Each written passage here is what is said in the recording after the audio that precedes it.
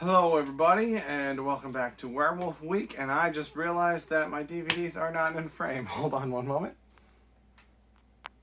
There we go. Sorry about that.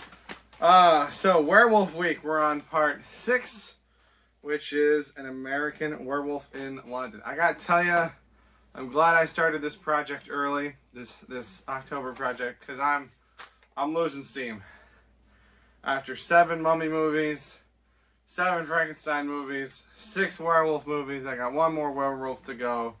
And I'm slowing down. Part of this because the school year has started, so I'm back at work.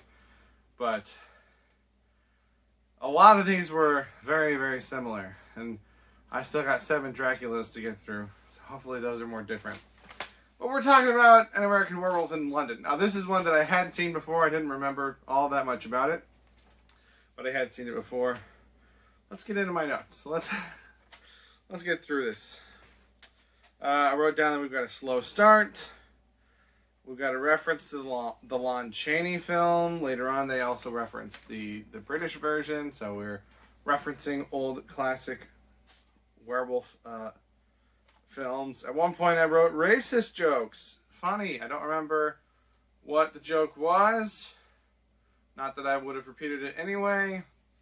It's just one of those things that people used to think that stuff was funny and fine to put in movies, and it holds a lot of movies back from being appreciated today. I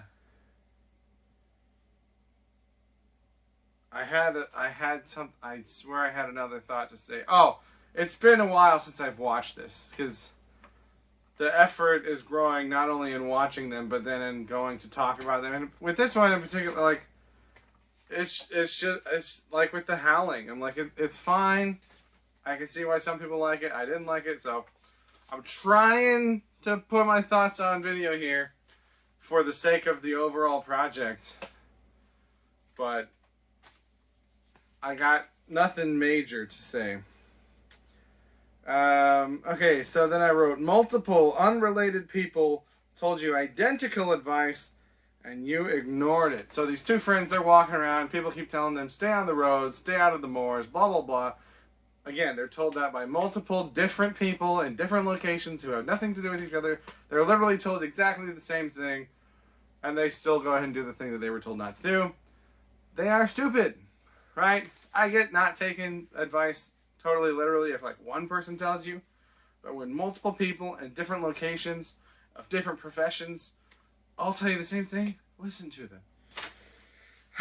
Then I wrote, what a crap friend. Because the one friend gets just absolutely ravaged by this werewolf, and the other guy just runs away, leaves him to die. Crappy friend. Then I wrote down, what's real, what's not. I'm watching these in a similar time frame as I'm watching the Candyman movies, and that's a big thing with those movies, is I never know what all is real and what is in the character's head. So in this movie, we get a lot of, I don't even remember their names. The character who survives keeps seeing visions of his dead friend. It's like, are these visions?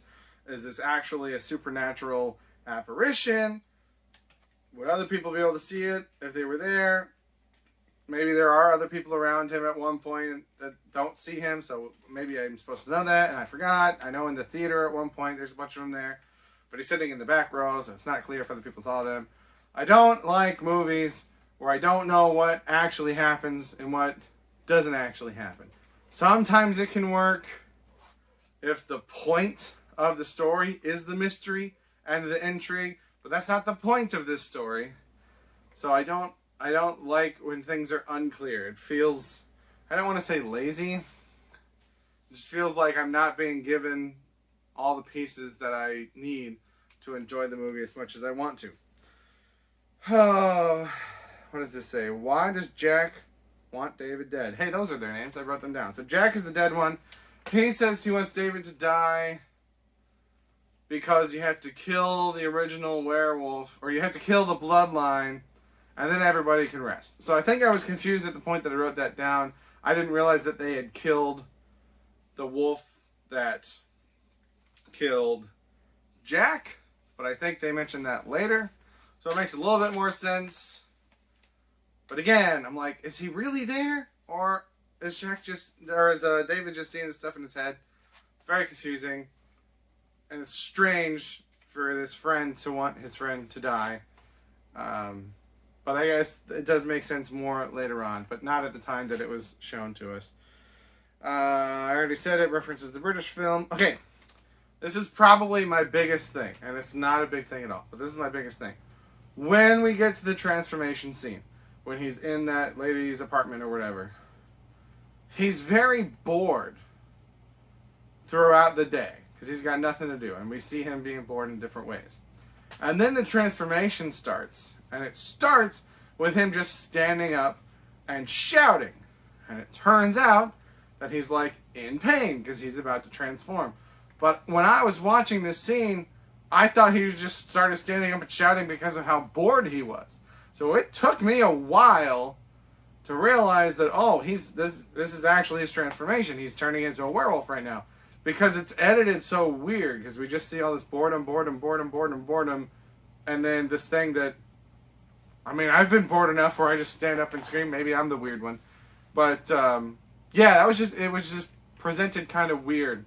Not a bad thing. Maybe it was intended to be like, people don't realize what's going on, so maybe that was on purpose. It was just really weird. And that's like the biggest thing I remember from this movie, which is not much. Transformation is very hit and miss. So some of the shots I think look really, really good.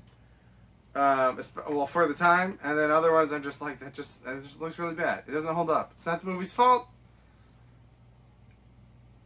I think having another movie like The Howling that also focused very heavily on the transformations and, in my opinion, overall did it better than this one, just makes this one seem less impressive by comparison. Sweeney Todd, there's reference to Sweeney Todd. They talk about the Barber of Fleet Street. I'm a big fan of that movie.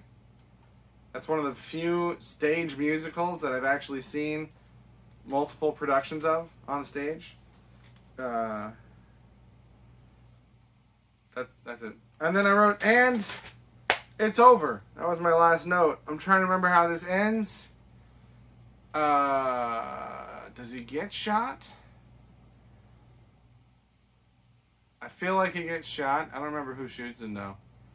But like something happens and then it's just done. It's over. And clearly I don't remember what happened. So it's not that memorable. So that's I'm sorry. I realize it's not enjoyable to watch a video where someone's like, yeah, this thing was whatever. I didn't really care about it. But that's where I'm at with this movie. So I apologize.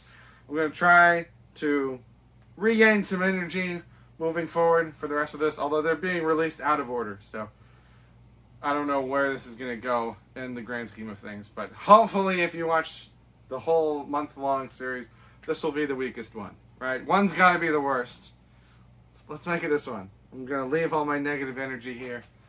We'll be rejuvenated for the rest of them. So that's what I got on An American Werewolf in London. It's fine. Again, I get why people like it. I don't need to see it again.